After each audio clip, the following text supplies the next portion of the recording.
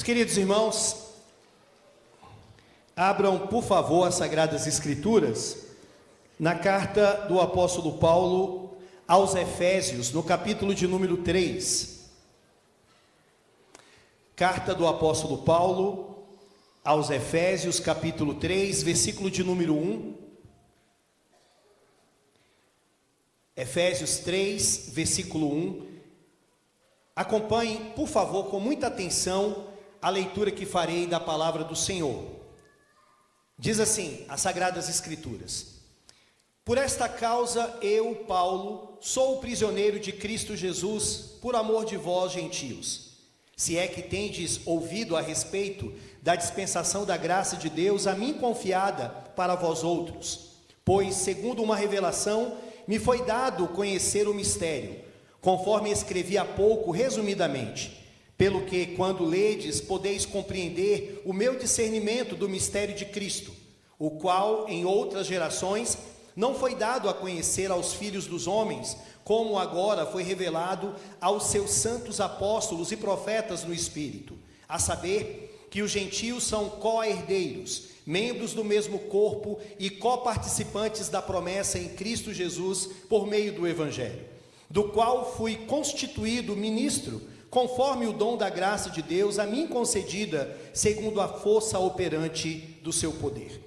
A mim, o menor de todos os santos, me foi dada esta graça de pregar aos gentios o evangelho das insondáveis riquezas de Cristo e manifestar qual seja a dispensação do mistério, desde os séculos, oculto em Deus, que criou todas as coisas, para que, pela igreja, a multiforme sabedoria de Deus se torne conhecida agora dos principados e potestades nos lugares celestiais, segundo o eterno propósito que estabeleceu em Cristo Jesus nosso Senhor, pelo qual temos ousadia e acesso com confiança, mediante a fé nele. Portanto, vos peço que não desfaleçais nas minhas tribulações por vós, pois nisso está a vossa glória. Meus queridos irmãos, Charles Spurgeon, em um de seus sermões, ele disse o seguinte: todo cristão, ou ele é um missionário, ou ele é um impostor. Ou você tenta espalhar o reino de Cristo, ou então você não ama de forma alguma. Não pode ser que haja um grande apreço por Jesus e uma língua totalmente silenciosa sobre ele. Por que eu estou dizendo isso, meus irmãos? Porque o texto que nós vamos meditar nessa noite, o texto de Efésios, capítulo 3, do versículo 1 até o versículo de número 13, ele claramente é um texto missionário. O que nós temos aqui é uma passagem que está cheia, repleta, de forma abundante, da paixão de um homem de Deus por levar o evangelho às outras nações. Esse texto bíblico, ele fala sobre a missão que Deus concedeu ao apóstolo Paulo de levar o evangelho às outras nações, de mostrar e revelar o mistério de Cristo, que é onde a salvação, ela não ficou restrita somente aos judeus eleitos, mas a salvação também diz respeito a nós que somos gentios, nós que somos as outras nações que não necessariamente a nação judaica. Então esse texto ele vai registrar a obra missionária do apóstolo Paulo.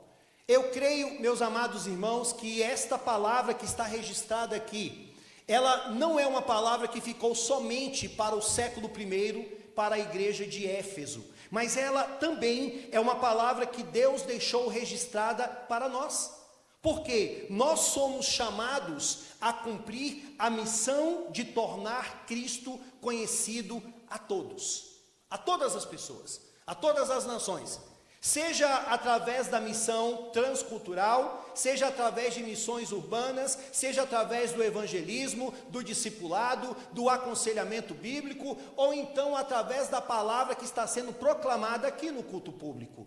Nós devemos levar e anunciar a Jesus Cristo. Por quê? Porque todos nós que somos cristãos, genuinamente cristãos, nós somos missionários de Cristo.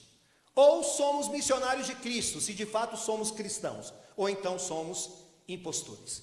Nós vamos ver nessa noite 3 marcas de um missionário de Cristo. O título desse sermão é Um Missionário de Cristo, e veremos 3 marcas. A primeira marca de um missionário de Cristo, ainda que tem várias aqui, mais do que 3, mas veremos apenas 3. E a primeira marca de um missionário de Cristo é que ele segue a vontade de Cristo. O missionário de Cristo, ele segue a vontade de Cristo. Ou seja, independente das circunstâncias, das lutas, das adversidades, independente da circunstância, da situação que você esteja passando, você é chamado a fazer a vontade de Cristo Jesus. Observe, meus irmãos, que Paulo, ele vai começar aqui no versículo 1, que é o primeiro versículo deste capítulo, e depois no 13, ele vai começar falando sobre a sua situação atual. Ele vai falar dos seus sofrimentos, das suas lutas, mas isso não foi um impedimento para o apóstolo Paulo parar. Ou seja, apesar das circunstâncias adversas que ele estava passando, Paulo deveria continuar, Paulo deveria avançar e fazer a obra de Cristo. Por quê? Porque ele é um missionário que deve fazer a vontade de Cristo. Olhe para o verso 1, ele começa assim: por esta causa, por esta causa. Essas 2 palavras, por esta causa, na verdade são uma oração. Interessante que o apóstolo Paulo, ele começou uma oração, ele começou a orar, mas de repente ele parou. Ele parou a oração, pois lhe veio na sua mente um outro tema, um outro assunto. Paulo, ele parou a sua oração para falar sobre o mistério de Cristo. O mistério de Cristo diz respeito à inclusão de nós, os gentios, as outras nações, no corpo de Cristo. Então ele paralisou de súbito a sua oração por entender que aquilo era importante. E depois, lá no versículo de número 14, ele vai retomar esta oração dizendo: por esta causa me ponho de joelhos diante do Pai, de quem toma o nome toda a família, tanto no céu como sobre a terra. Mas antes dele dar continuidade, ele vai falar sobre isso. Então, nós podemos dizer aqui que dentro dessa estrutura deste capítulo, os versículos 2 até o versículo de número 13, é como se fosse um parênteses explicativo. Paulo está explicando algo, Paulo está explicando o seu chamado, a sua obra missionária, ele está explicando a razão dele ter sido chamado por Deus para pregar o Evangelho. Dito isso, meus irmãos, então, vamos ler mais uma vez o versículo de número 1, já com essas informações. Então, ele diz: por esta causa, eu, Paulo, sou o prisioneiro de Cristo Jesus, por amor de vós, gentios. Observe que ele disse o quê? Eu sou prisioneiro. Ou seja, quando Paulo escreveu Efésios, Colossenses, Filipenses e Filemão, ele estava preso. Esta é uma das chamadas epístolas da prisão. Meus irmãos, isso aqui já fala muito para nós sobre a natureza de um missionário de Cristo. Ou seja, quando Jesus chamou o apóstolo Paulo para o ministério de pregar o Evangelho para as outras nações, ele deixou muito claro que, ainda que fosse um ministério especial, de levar a palavra, de anunciar às outras nações, mas isso envolveria algumas coisas como sofrimentos, lutas, apedrejamentos, surras e muitas humilhações. Paulo passou por tudo isso. E interessante, meus irmãos, que o nosso Senhor Jesus Cristo, ele não deixou o apóstolo desavisado, não deixou-o como um inocente, ele não trouxe uma falsa esperança para o apóstolo Paulo. Desde o começo do seu chamado missionário, o nosso Senhor Jesus Cristo já havia dito a ele o que ele iria passar, as coisas que ele sofreria. Vocês se lembram, por exemplo, lá de Atos capítulo 9, versículo 15 a 16, logo após o nosso Senhor Jesus Cristo ter aparecido para o apóstolo Paulo, ali no caminho de Damasco, na sequência ele aparece para quem? Para Ananias. aparece para Ananias e manda Ananias ir na casa de Paulo. Paulo estava na casa de Judas e o Senhor falou: vai lá, ele está orando, leve a palavra para ele. O que ele disse? Senhor, há muito tenho ouvido a respeito desse homem. Quantos males ele tem feito aos teus santos em Jerusalém, e aqui ele trouxe autorização dos principais sacerdotes para prender a todos aqueles que invocam o seu nome. Sabe o que Ananias estava dizendo naquele momento? Ele estava dizendo assim: Senhor, o Senhor está me enviando para morrer? Eu sei quem é aquele homem, eu sei que ele é mau, eu sei que ele é ruim, eu sei das coisas que ele tem feito à sua igreja. Agora, vejam a resposta do Senhor para ele. Mas o Senhor lhe disse: vai, porque este é para mim um instrumento escolhido para levar o meu nome perante os gentios e reis, bem como perante todos os de Israel. E eu lhe mostrarei o quanto que ele deve padecer, o quanto que ele deve sofrer pelo meu nome. Ou seja, Jesus deixou isso muito claro a Paulo, e Paulo agora estava preso. Mas mesmo preso, pregando a palavra, mesmo preso, escrevendo cartas, mesmo preso, trazendo consolo à igreja que estava aqui fora. Agora, interessante, meus irmãos, que o próprio apóstolo Paulo, escrevendo à igreja de Colossos, no capítulo 4, versículo de número 24, ele escreve demonstrando que ele havia entendido o que ele iria passar. Ele diz assim: agora me regozijo nos meus sofrimentos por vós, e preencho o que resta das aflições de Cristo na minha carne, a favor do seu corpo, que é a igreja. O homem está preso, pode ser morto, mas ele fala: eu me regozijo nos sofrimentos que eu estou passando por causa de vocês, por causa da missão que Deus me incumbiu. Para mim é uma alegria, para mim é um deleite. Sabe o que eu aprendo, meus irmãos, com esse texto? Que embora não procuremos e não devemos procurar o sofrimento, não devemos nos surpreender quando ele bater a nossa porta. Não deveríamos nos surpreender com os sofrimentos por causa da causa de Cristo Jesus, quando levarmos o evangelho de Cristo Jesus. Não deveríamos. Vejam, um lutador de boxe, na sua carreira de pugilista, seria muito estranho se ele estranhasse de repente levar um golpe ao longo da sua história como pugilista. Ou então um goleiro, que alguém chutasse contra o gol que ele estava defendendo. De igual modo, nós os cristãos não deveríamos nos surpreender com os sofrimentos que nós passamos pela causa de Cristo Jesus. Seguir os planos de Deus pode envolver passarmos por lutas e tribulações. Sabe por quê, irmãos? Porque nós ainda não estamos no céu. As nossas lágrimas não foram ainda enxugadas de forma definitivas. Aqui nós ainda vamos sofrer, nós ainda vamos passar por humilhações, e principalmente porque a palavra que nós temos para anunciar para o mundo não é uma palavra bem-vinda aos ouvidos de muitas pessoas. O mundo jaz no maligno e o mundo não quer ouvir a pregação genuína e fiel do evangelho. Ou será que nós somos melhores que Jesus? Jesus, ele disse, como está registrado no evangelho de João, capítulo 15, versículo 20. Se me perseguiram a mim, também perseguirão a vós outros. No capítulo 16, versículo 33, ele foi claro: estas coisas vos tenho dito para que tenhais paz em mim. No mundo passais por aflições, mas tende bom ânimo, eu venci o mundo. Jesus falou isso, nós iríamos passar por todas essas coisas. Se você se propor a cumprir a missão de levar o evangelho, esteja preparado para passar por tribulações. O missionário de Cristo, ele faz a vontade de Cristo independente das circunstâncias. Agora, olhe mais uma vez, por favor, para o versículo de número 1.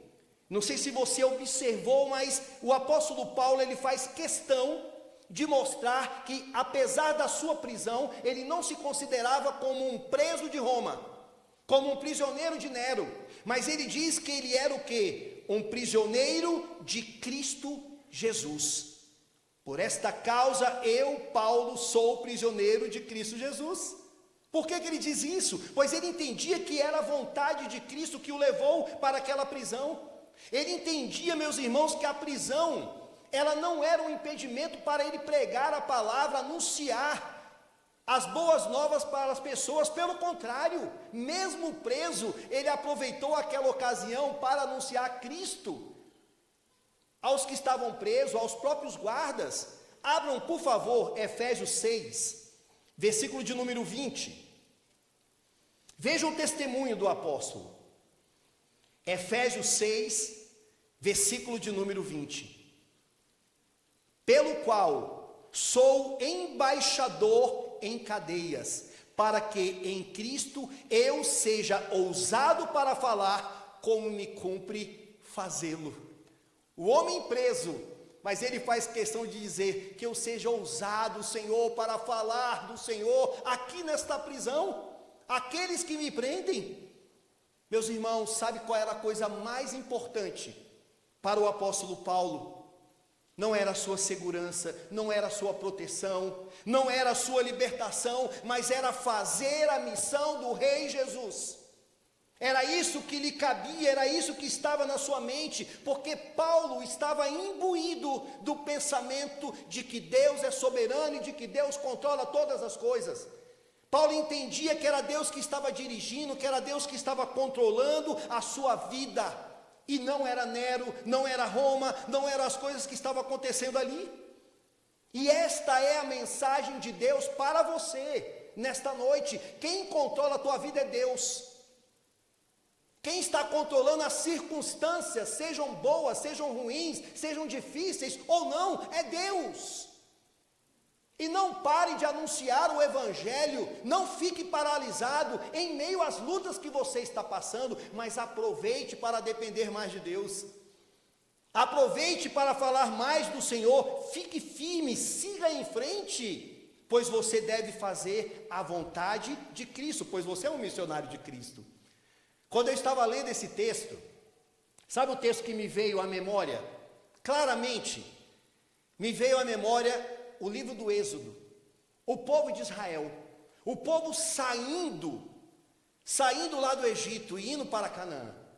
Que situação que era agridoce, a bênção de Deus conduzindo, mas ao mesmo tempo lá na frente você tem o mar, lá atrás você tem o exército do faraó, querendo acabar com eles, mas ao mesmo tempo, ou diante de tudo aquilo, ou seja, o mar na frente, o exército atrás, mas Deus controlando tudo. Deus controlando cada circunstância e falando para Moisés: diga a este povo que marche, diga a este povo que avance. É isso que esse texto está falando para mim e para você. Avance, continue, não pare por causa da circunstância, porque Deus é o condutor da tua vida, da tua história. É isso que nós devemos entender um texto como esse, meus irmãos. Há um conselheiro bíblico chamado Lu Priolo. Ele escreveu um livro chamado Pressuposições do Aconselhamento Bíblico. E no primeiro capítulo, ele mostra que a primeira pressuposição que nós devemos ter é de que Deus, ele é soberano. Deus é soberano. E ele diz assim, ele coloca uma gravura no seu livro, uma imagem de uma pessoa dentro de uma caixa.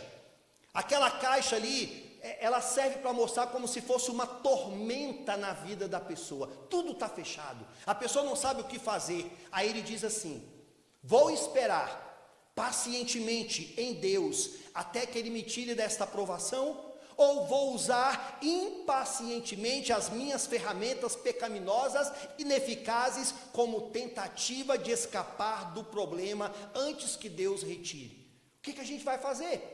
Vejam Paulo ali. O que cabia a Paulo fazer? Usar a carne, usar os recursos humanos para se rebelar contra Deus, para ficar irado, indignado, ou esperar em Deus? O que ele fez? Esperou em Deus, e enquanto ele estava esperando em Deus, ele estava pregando, anunciando as boas novas. Um outro teólogo, um outro conselheiro, chamado Michael Emlet, na sua obra Sofredores e Pecadores, Santos Sofredores e Pecadores, ele diz assim: Sabe como que nós deveríamos ver os seres humanos? Como Deus nos vê. Se você é crente, Deus lhe vê o seguinte: como santo, como um sofredor e como um pecador. É assim que Deus lhe vê. Santo quer dizer a sua identidade. Sofredor quer dizer que você ainda sofre, vai sofrer até que você vá para a glória. E pecador, porque o pecado ainda não foi tirado da sua vida. Então, como pecador, você tem que ser instruído, você tem que ser aconselhado para que você saiba como passar por aquele sofrimento. E o que Paulo estava mostrando para a igreja ali? Por que Paulo não paralisou, mesmo em meio àquela prisão? Porque Paulo sabia qual era a sua identidade. A identidade dele era a identidade de um homem santo, a identidade de um homem temente a Deus. Você vai lá para 1 Coríntios, no capítulo de número 1, Paulo vai escrever a uma igreja, uma das igrejas mais difíceis daquela época. Problema com incesto, problema com litígio religioso, problemas relacionados a dons espirituais, problema relacionado à Santa Ceia, era muita confusão e muitos problemas. Mas a primeira coisa que Paulo faz questão de mostrar para aquela igreja, no primeiro capítulo, ele diz: a igreja de Deus que está em Corinto, aos santos que são chamados para serem santificados. Ou seja, ele faz questão de mostrar qual é a identidade deles. A identidade deles é que vocês são a igreja, vocês são santos. Então, trazendo para o nosso contexto aqui desta carta, o que Deus manda nos dizer é o seguinte: independente das circunstâncias que você esteja passando, lembre-se, você é santo, você é igreja. Você é chamado à santificação. É isso que Paulo está mostrando aqui a nós. Agora, meus irmãos, qual é a segunda marca? Então, a primeira marca que nós vimos é que o missionário de Cristo, ele é chamado para fazer a vontade de Cristo, independente se está preso, se está solto, se está doente ou não, independente das circunstâncias. E a segunda marca é que o missionário de Cristo, ele compreende a mensagem de Cristo. Não basta apenas ir, não basta apenas indo, como está lá em Mateus, capítulo de número 28, mas nós temos que ir, mas levar a palavra certa. Nós temos que ir e levar a palavra correta sobre Jesus Cristo.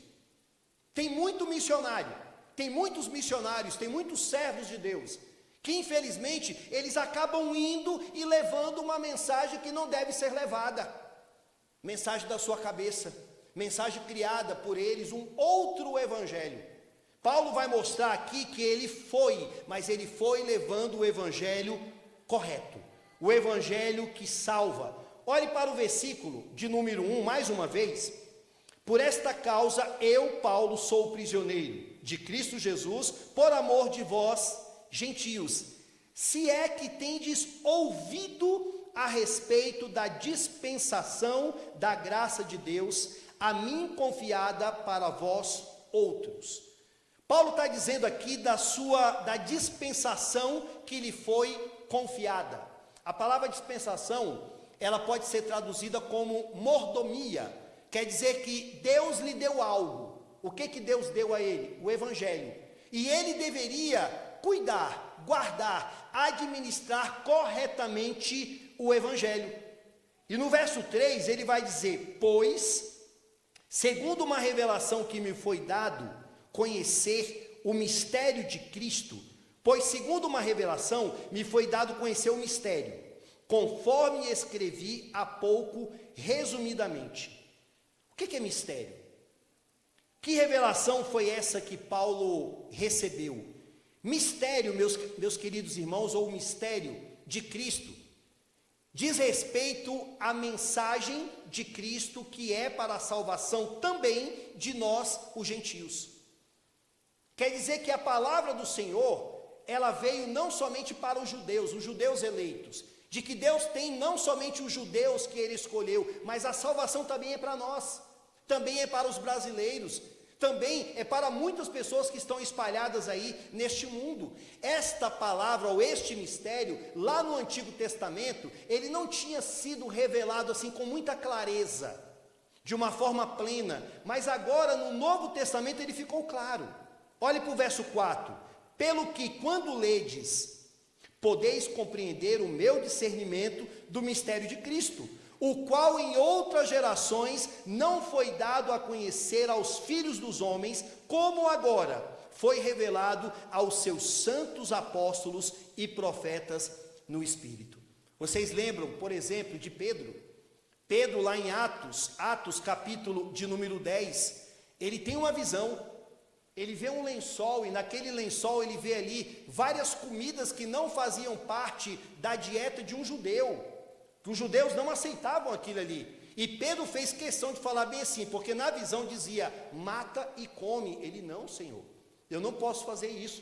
Eu nunca coloquei nada impuro na minha boca. E a visão dizia, não amaldiçoe aquilo que eu purifiquei. Ou não veja como impuro aquilo que eu estou purificando. Ou seja, nesta visão, Deus estava mostrando para Pedro que a palavra do Senhor estava chegando para aqueles que eram considerados como impuros, que somos nós, que são os gentios. Ou seja, a palavra do Senhor também poderia chegar até nós. E no verso 6, o apóstolo então, ele vai deixar muito claro o que é este mistério de Cristo. Olhe para o verso 6. A saber, que os gentios, ou seja, nós, somos co-herdeiros, membros do mesmo corpo e co-participantes da promessa em Cristo Jesus por meio do Evangelho. Meus irmãos, que palavra maravilhosa é essa de Paulo! Ou seja, você é co-herdeiro com os judeus eleitos, você é membro do mesmo corpo e você é co-participante das promessas em Cristo Jesus por meio do Evangelho. Então, o que o missionário de Cristo ele deve levar? Leve essa palavra.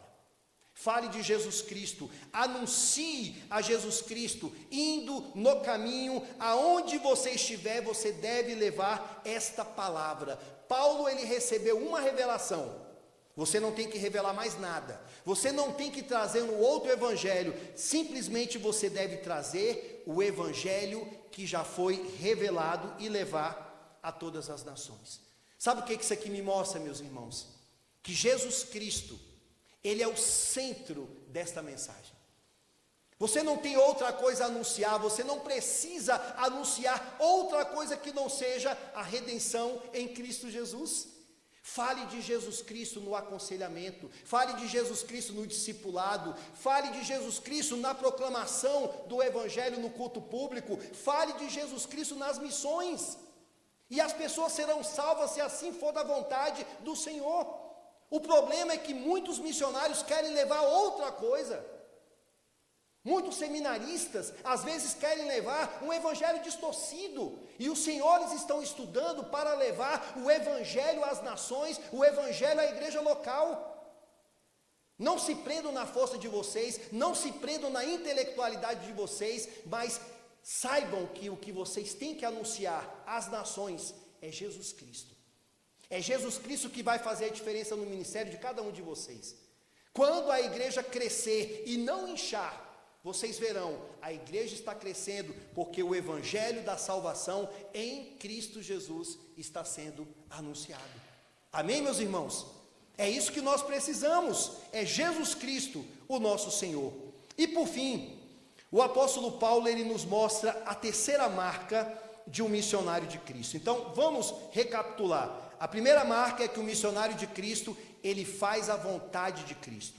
A segunda marca é que ele compreende a palavra de Cristo. Você tem que aprender, você tem que estudar, você tem que ler as Sagradas Escrituras para levar o Evangelho corretamente. E a terceira marca é que o missionário de Cristo, ele é dominado pela a graça de Cristo. O que vocês acham que Paulo pensava o que sobre ele? Será que ele se achava o maioral daquela época, o grande intelectual, o grande doutor, o grande poliglota, que estudou aos pés de Gamaliel? Vocês acham que Paulo se gabava pelo fato das igrejas plantadas, da obra missionária? de tantas pessoas que eram salvas naquela época por intermédio dele. Não. Paulo vai nos mostrar aqui, meus irmãos, que ele tinha um entendimento da graça do Senhor. Olhe para o verso 7. Do qual fui constituído ministro conforme o dom da graça de Deus a mim concedida, segundo a força operante do seu poder. A mim, o menor de todos os santos, me foi dada esta graça. Então vejam que por duas vezes Paulo faz questão no verso 7 e no verso 8 de mostrar que o que ele tem, o que ele recebeu, o que ele fez, foi mediante a graça de Deus. A graça de Deus a mim concedida, a mim, o menor de todos os santos, me foi dado esta graça. Irmãos, obra missionária, pregação, evangelização, discipulado, aconselhamento, não tem espaço para arrogância, não tem espaço para prepotência. A arrogância, a prepotência, a falta de humildade deve ser levado à cruz do Calvário em arrependimento para que Cristo nos perdoe. Mas o verdadeiro servo de Deus, ele entende que tudo o que ele tem, o que ele faz, ou o êxito das coisas, ou a eficácia daquilo que ele está fazendo, é obra do Senhor, é graça de Deus, irmãos. Paulo começou a carta aos Efésios falando que nós devemos viver pela graça.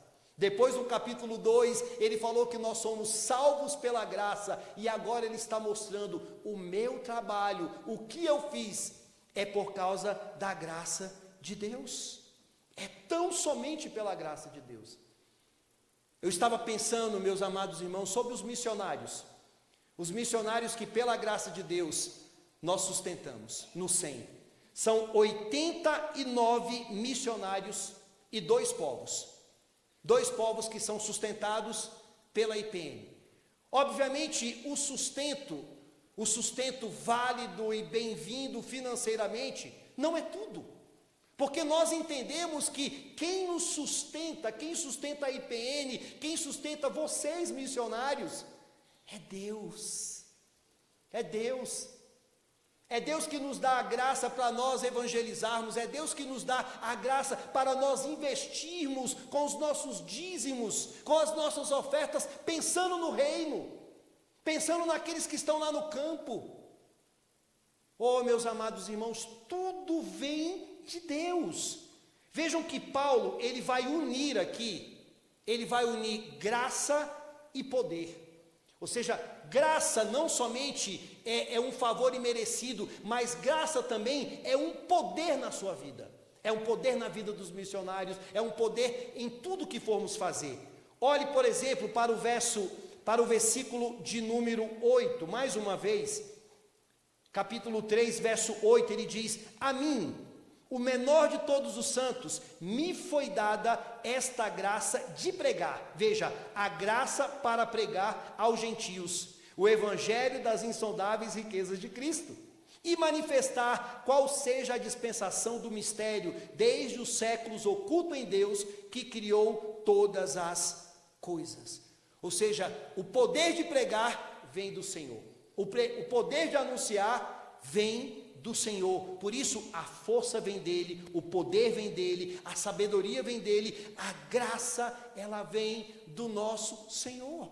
Tudo vem de Deus. Isso me chama a atenção para nós dependermos mais do Senhor em oração, para nós dependermos mais do Senhor e pedirmos mais ao Senhor: Deus, me capacita para eu fazer a tua obra. E por fim, meus irmãos, não como uma quarta marca, mas eu quero só finalizar esse texto acompanhando a leitura do verso 9 em diante, que diz: e manifestar qual seja a dispensação do mistério desde os séculos oculto em Deus, que criou todas as coisas, para que pela igreja a multiforme sabedoria de Deus se torne conhecida agora dos principados e potestades nos lugares celestiais. Ou seja, o missionário de Cristo, ao pregar a palavra de Cristo, a audiência dele é enorme.